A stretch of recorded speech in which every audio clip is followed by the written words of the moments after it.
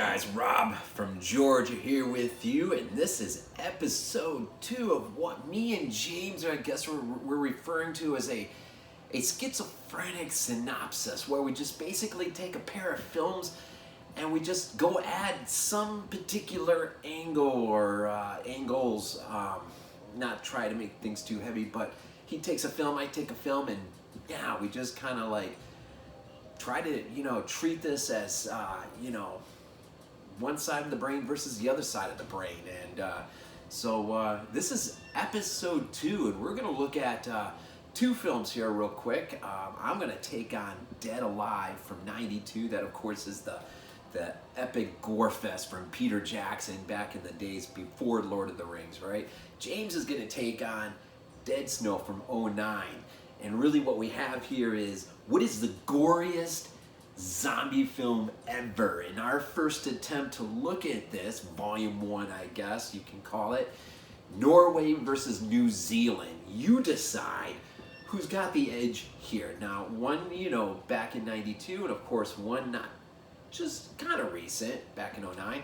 And Norway has its own flavor, New Zealand has its own flavor. And what's cool though is both films share this interesting idea that all the past needs is just a little tiny shove from time to time, and man, it'll just explode upon you. And in Dead Snow, of course, we're talking about Nazi occupation, a heavy occupation in Norway during World War II.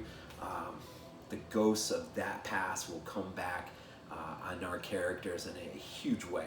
And of course, in Dead Alive, we have an overly oppressive mother who's hiding so much darker secrets. And, so looking at Dead Alive, this, when you consider the totality of all that's going on behind the scenes, and I won't get into spoilers if you've never seen it. If you've never seen it, you need to see. You just need to see it. I mean, this has got to be the most insane gore fest. There's 3 things that surprise me about this movie every time I put it in. Number 1, the fact that this movie was made in '92, because I always think, 80s. I always think of renting this thing in a video store back in the old VHS days, and yeah, I may have rented it, but not back in the 80s. This thing comes out in '92. The other thing is this movie's set like 1957, so it's sort of a period piece, New Zealand period piece, which makes it interesting in of itself. And of course, the other thing that's always surprising is revisiting a zombie film of this type, knowing that Peter Jackson has done it. And not only this, but of course, Bad Taste, Meet the Feebles, and which, if I'm correct, all these films are getting, finally gonna see some new additions coming our way. And so I may finally get to upgrade on this DVD by Anchor Bay, of course, and I was so fortunate. I found this at the bottom of a shelf in a buy new used store a few years ago for like $8, and for $8 I took it and ran. And so this has been my copy. So we're looking at these films and we're thinking about the gore factor.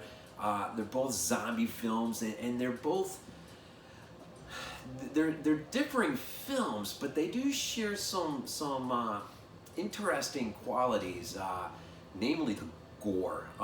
Dead Alive, though, it's interesting. I'm gonna pick 3 scenes I think just are insanely over the top for the reasons I'll give. And I'm thinking James will do the same with Dead Snow. He'll latch on to like 3 scenes and really push those scenes forward in terms of why these scenes are so intense.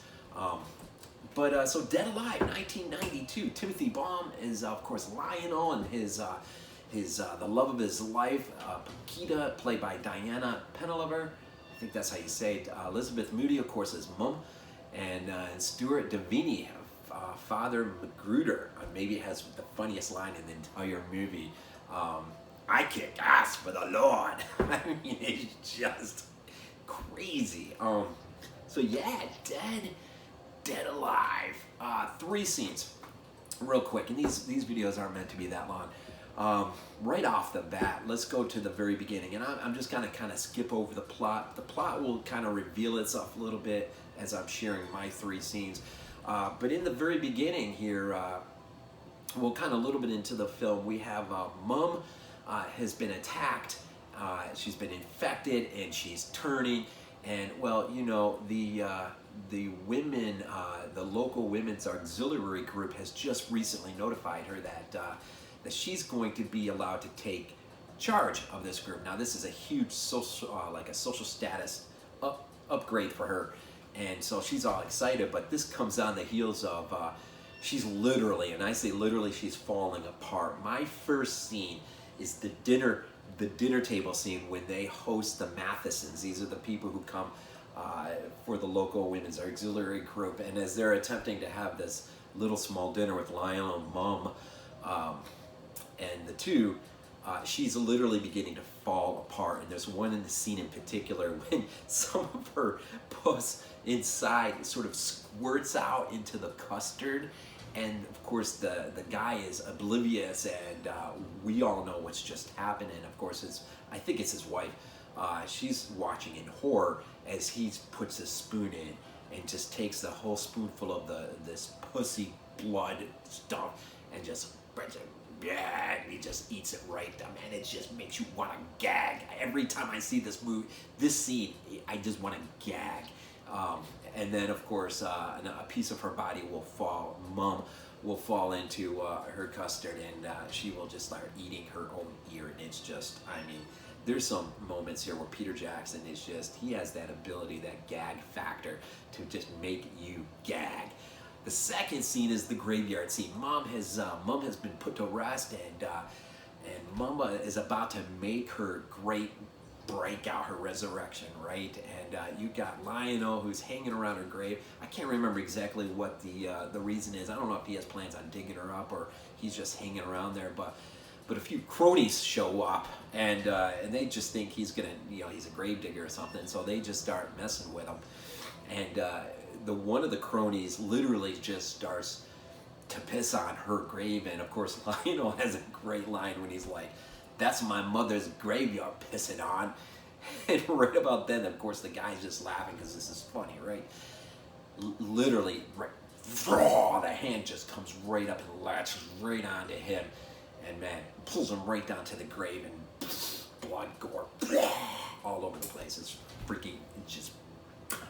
But then the Reverend, the good father, comes in with some good old divine intervention, and this whole graveyard scene is just epic. So you have the dinner table scene, and then the next step towards our grand finale, of course, is this really cool graveyard scene. And there's a lot of other things happening within the narrative, the plot, right? Which gets us to my third epic scene, and this is maybe the most epic scene of any film in horror, gore, zombie history. It is the infamous house party scene, right? Where Lionel finally gets an edge on things. Things are just completely broken out of control. Les, his crazy uncle, who thinks he can blackmail him into stealing the house and the money and everything in light of Mom's death. He thinks he can just have this house party. Well, what he realizes but doesn't realize is that Lionel, of course, has been racking up corpses down in the basement. Of course, they're all alive, right? And so yeah, you get a whole house full of people. These zombies just sort of bust out, and there comes this great moment when the door comes open and Lionel comes in with the infamous, pick up the lawnmower scene full and just goes in, and there is probably more blood and gore and body limbs and body pieces and maybe than I've ever seen in a movie ever to this day. It is just, it is a gore fan's dream come true. Peter Jackson, man, Dead Alive. If you haven't checked it out for some odd reason, never seen it, you really need to. This is considered one of the great gore fests in cinematic history. And I've heard recently that Peter Jackson has stated that he would love, him and Franny would both love to come back to horror, knowing how much they've grown and matured. They could probably, as he says, bring a whole new spin to the level of disgusting. And so, man, I'm really hoping he holds to that. And but yeah, so Dead Alive. You know, I revisited Dead Snow as well, and that's got some absolutely crazy, insane scenes as well. But there's just something subtle going on here with Dead Alive. There's that gag factor. There's just this. It's more of a personalized sort of film surrounding the events. Of course, just Lionel and his mom and the famous rat monkey, right? The Samaritan rat monkey, and the zombie outbreak. And then, rather than the big picture, sort of you get with Dead Snow with this Nazi occupation that took place, you know, in this small harbor town back in World War II, and the ghosts of that are still alive and well. And so there just seems, you know, that difference. But yeah, Dead Alive. So episode 2, what do you think? Norway or New Zealand? In this case. And somewhere down the road, we'll revisit another episode, another volume 2, and we'll pick 2 more countries, and we'll see what happens. But for this one, for now, Rob from Georgia as always, and we always end these things with Go Bills.